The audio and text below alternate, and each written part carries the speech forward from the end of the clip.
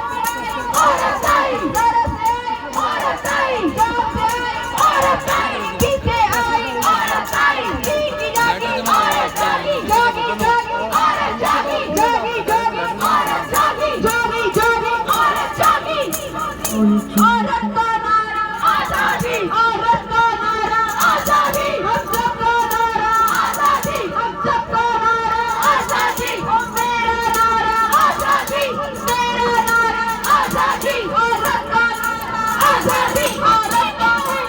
आजादी, हम लेके रहेंगे आजादी, हक हमारा आजादी, हक हमारा आजादी, तुम करोगे आजादी, ठीक करेंगे आजादी, ठीक करेंगे आजादी, नारा आजादी,